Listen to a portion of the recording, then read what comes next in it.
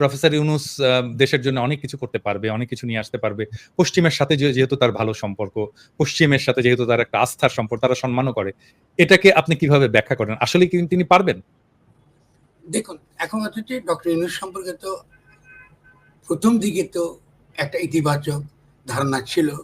ভূরাজনৈতিক যে সকল দ্বন্দ্ব এবং সংকটের পরিপ্রেক্ষিতে আমরা মনে করেছি তিনি একটা ভূমিকা তিনি পালন করতে পারবেন। তো সেক্ষেত্রে আমার নিজের একটা ধারণা হলো যে, বা এই গত কয়েকদিনে আমি যা আন্তর্জাতিকভাবে যতটুকু খবর পেয়েছি, যে ডক্টর ইউনূস থাকার কারণেই যে আপনার মার্কিন যুক্তরাষ্ট্র তাদের নীতি এই বাংলাদেশে বদলাবে, এটার কোনো ভিত্তি নেই। এটা রং, এই অনুমান হলো ভুল। কারণ তারা কিন্তু তাদের ভূরাজনৈতিক জায়গা থেকে দেখবে। এবং আপনার ডক্টর ইউনূস যিনি সোশ্যাল বিজনেস এর তিনি ব্লু হোয়াইট বয়, এটা এক জিনিস। আর ডক্টর ইউনূস যিনি বাংলাদেশের গণ অভ্যুত্থানের পরের একজন ব্যক্তি, ঠিক আছে? তো এই দুজন এক নয়। ফলে আমরা কিন্তু এটা ভুল করলে আমরা মারাত্মক ভুল করবো। তৃতীয় জিনিসটা হচ্ছে যে তার কাছে যে প্রজ্ঞাটা আমরা আশা করেছিলাম, অন্য কথা প্রজ্ঞা বাদ দেন, একেবারে ছোট্ট সিম্পল একটা একটা কি বলে একটা কাণ্ডজ্ঞান, যে আপনি যে লোকগুলো সমালোচনা করেন, এই লোকগুলো সমালোচনা করছে বা কিছু কথা বলছে, লোকে শুনতেছে, আচ্ছা বুঝে দেখি এরা কি বলে। তো উনি তো এটা বুঝলেন না। উনি তো ওই যে উনি হয়তো মনে করেছেন বোধহয় যেহেতু আসিফ নজরুল ছাত্রদের খুব কাছে থাকে, ঢাকা বিশ্ববিদ্যালয়ের তিনি একজন অধ্যাপক। আমরা তো অধ্যাপক না রে ভাই, আপনি আমরা তো বাড়িতে কথা বলি, আমার তো বিশ্ববিদ্যালয়ের ছাত্রের মধ্যে ওখানে সেবে নাই, আমাদের তো একই জনমত তো আছে আমাদের পক্ষে।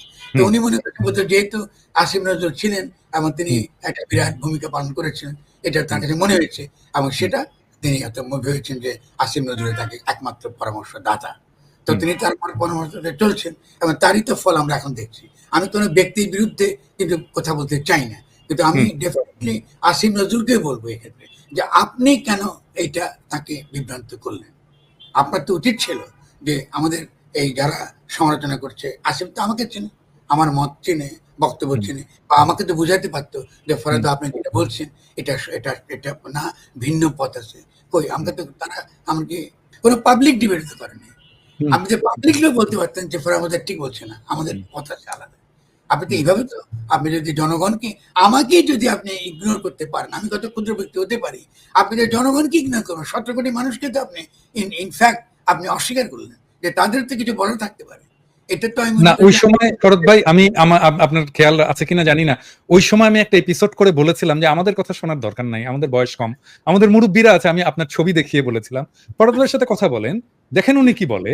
হ্যাঁ, ওনার সাথে কথা বলেন, আমাদের সবার সাথে কথা বলার দরকার নাই, একজনের সাথেই কথা বলেন, ওনার সাথেই কথা বলেন। তো মানে আমার কথাও তো অনেকে শোনে, তাই না? আমার কথাও তো অনেকে শোনে, অনেকে পছন্দ করে, আমাদেরও তো একটা ভূমিকা আছে, তাই না? তো আমরাও তো এনট্রাস্ট করেছি আপনাকেই যে আপনি আমাদের হয়ে কথা বলেন, আমাদের ভয়েসটা আপনিই হন। সেটাও যে করা হয়নি, এটা আমার কাছে খুবই বিস্ময়কর এখন। না না, একদম একদম আমি আপনাকে পরিষ্কার বলছি, একদমই কোনো কথা বলি পরে যেটা আমি কিন্তু কিছুটা বিস্মিত হয়েছি। আমি হয়তো নিজেকে ধরে নিয়েছি হয়তো আমি তো গুরুত্বপূর্ণ নয়, আপনি তো আমাকে ভালোবাসছেন বলে একটু বেশি বলেন আমার সম্পর্কে। না না, সেটা মোটেই না, সেটা মোটেই না ভরত ভাই, আপনি মডেস্ট হয়ে বলছেন।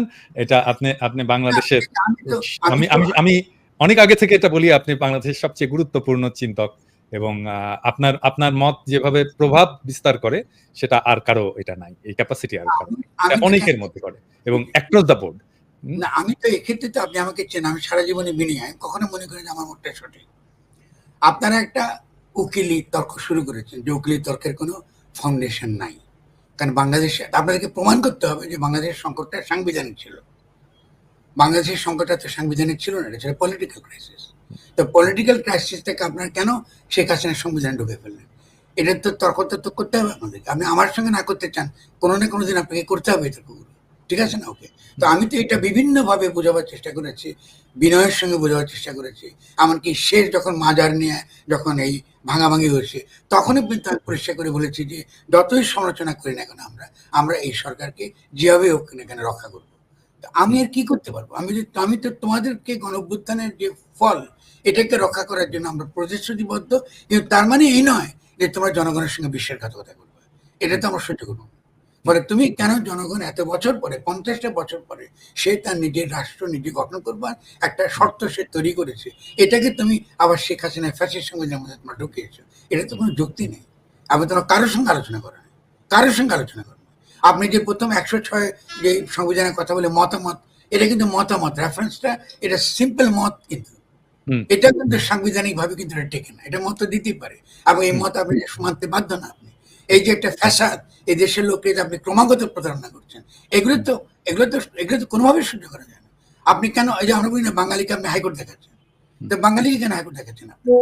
এটা তো সাধারণ মানুষ এত জীবন দিল, এত কিছু করলো, করার পরে আপনারা একটা ছোট্ট জিনিস করতে পারেন না, যে আমরা এই জনগণের পক্ষে এসেছি, আমরা মনে করি যে এই দেশটাকে দেশ লোক, এটা গঠনতন্ত্রটা যদি আপনি মনে করেন যে আমাদের ভুল বলছে, তো একটা রেফারেন্ডাম নিতেন।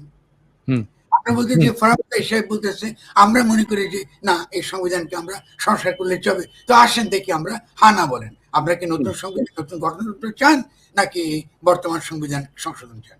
তা আপনি কিছুই করবেন না। আপনি গণতন্ত্রের জন্য আমরা এত লড়াই করলাম, আপনি কোনো গণতান্ত্রিক পদ্ধতি আপনি মানলেন না, আপনি নিজের মতন করে সবকিছু করলেন। আরে আপনি কি মহারাজা নাকি?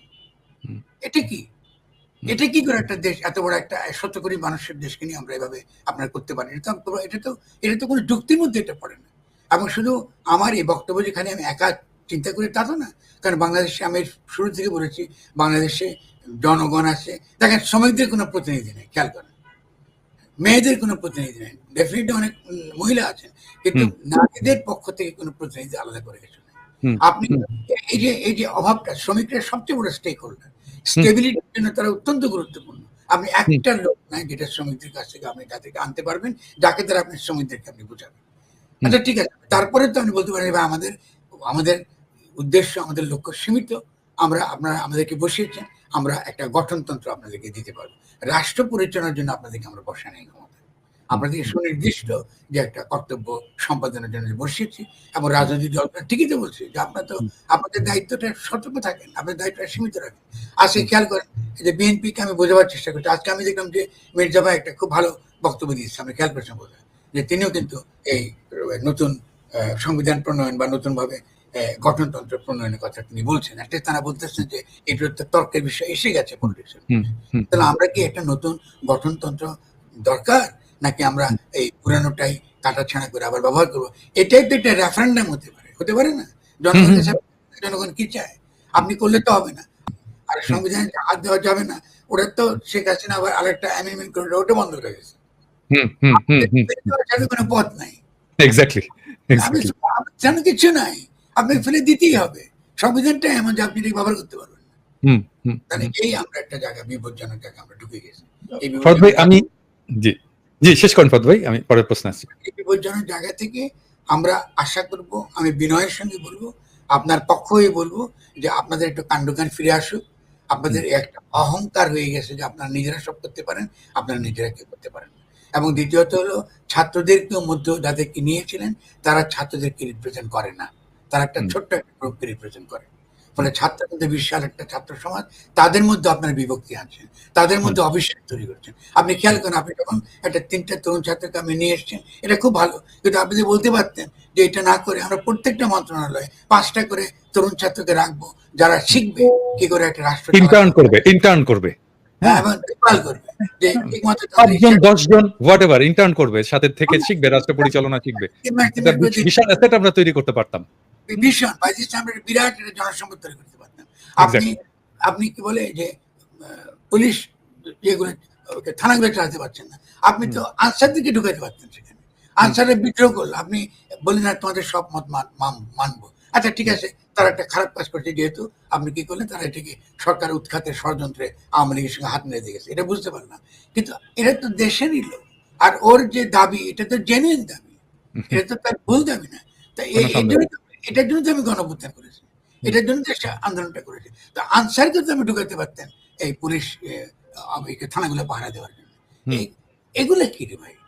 আপনি তো জনগণকে তো বিভিন্ন ক্ষেত্রে আপনি তাকে নিয়োগ করবেন, তাকে অংশগ্রহণ করাবেন, প্রত্যেকটা ক্ষেত্রে আপনি তাকে অংশগ্রহণ করাবেন, এবং সে অংশগ্রহণ করার মধ্য দিয়ে কিন্তু আপনি অলরেডি স্টেবিলিটি এনে আনবেন। এটাই কিন্তু একটা স্থিতি আমাদেরকে দিত, এটাই কিন্তু একটা শক্তি দিত। হ্যাঁ, তর্ক করতাম, কোথাও হয়তো ভুলভাবে হয়েছে, কোথাও ভুলভাবে হয় না। আপনি সমস্ত ক্ষেত্রে 90% ক্ষেত্রে আপনি আওয়ামী লীগেরকে আপনি আবার এস্টাবলিশ করেছেন। তো এটার জন্য কি আমরা জান দিচ্ছি, এটার জন্য কি আমরা একটা গণঅভ্যুত্থান করেছি? এটা কেমন কথা? আর কনসেপ্ট আমরা তো কনসেপ্ট কত করতে পারতাম, একটা তো সেমিনারে করতে পারতাম, যে বাংলাদেশে যারা আইন বুঝেন বাংলাদেশের পলিটিক্যাল হিস্ট্রি বলেন, আমরা যারা পপুলার সভারেন্টি নিয়ে আগ্রহ করছি, মানে পপুলার সভারেন্টি জনগণের সার্বভৌম অভিপ্রায় বা পরম অভিব্যক্তি, আমাদের সংবিধানে এভাবে লেখা আছে যে জনগণের অভিপ্রায়ের পরম অভিব্যক্তি, এটা হলো গঠনতন্ত্র। তো ভালো, আপনি এই কনসেপ্টটার ভিত্তিতে আপনি দাঁড়াবেন, এটার কনসিকুয়েন্সটা কি দাঁড়াবেন। আপনি তো এটা বলতে পারতেন আমার সংবিধানে এটা আছে, ফলে আমার সাংবিধানিক ধারাবাহিকতা মানে আমি এইখান থেকে নতুন গঠনতন্ত্র প্রণয়ন করব, জনগণের অভিপ্রায়ের পরম অভিব্যক্তি যেন ঠিক মতো লেখা হয়, এটা যেন ঠিক মতো আমরা বানাইতে পারি, তার জন্য নতুন গঠনতন্ত্র প্রণয়ন। কত পথ আছে, কত রকম বিভিন্ন রকম ভাবে আপনি এটাকে অ্যাপ্রোচ করতে পারেন, যেটা সবচেয়ে বেশি ভালো হয়, সকলে গ্রহণ করে, সকলে মনে করে ঠিক আছে এটাই ভালো পথ, এটা আমাদের। আপনি কিছু বললেন না, আপনি ধরে ধরে আপনার পছন্দ মতো একে ওখানে বসান, ওকে ওখানে বসান, তদবির করতেছে, তদবির করতেছে, ও তদবির করছে। এটা কি, এটা কি, এটা রাষ্ট্র পরিচালনা পদ্ধতি? এটা কি, এটা ক্লাব চালাতেছেন, এটা একটা ক্লাব। এই যে একটা ব্যাপারে তৈরি করেছেন, একটা স্থিতিশীলতা, আমাদের মতন লোক যারা সম্পূর্ণ 100% এই গণঅভ্যুত্থানের প্রতি কমিটেড, আমাদেরকে কথা বলতে হচ্ছে। আমরা তো কেন কথা বলার জন্য, আমরা তো এর জন্য তৈরি ছিলাম না, আমরা তো তৈরি ছিলাম সহায়তা করার জন্য, আমরা তৈরি ছিলাম প্রত্যেকটা ক্ষেত্রে যখন আক্রমণ আসবে এই সরকারকে রক্ষা করার জন্য, এবং আমরা করেছি। যতবার 2-3 বার আপনার যে চেষ্টা হয়েছে আপনার কাউন্টার কুয়ের জন্য, আমরা সেখানে ঝুঁকি নিয়ে আমরা সেটাকে আমরা প্রতিহত করার চেষ্টা করেছি। আমি একা করিনি, অনেকেই তার সাথে আমরা জড়িত। কিন্তু আপনি দেখেন আমরা কোন জায়গায় এসে পৌঁছেছি। আপনি এখন কি করে এই হিল ট্র্যাক্সের এই সমস্যার সমাধান করবেন? আপনি কি করে মাজারকে কেন্দ্র করে যে এই নতুন একটা শক্তি আক্রমণ করছে, এই একটা গ্রামে গ্রামে স্থিতিশীলতাকে ধ্বংস করছে, এটাই কি করে আমি বন্ধ করবেন? নতুন ধরনের ফ্যাসিজম দেখছি আমরা, এটাই করে মোকাবিলা করবেন। এটা তো জনগণ মোকাবিলা করবে। এখন আপনি জনগণ তো আসতে দিচ্ছেন না।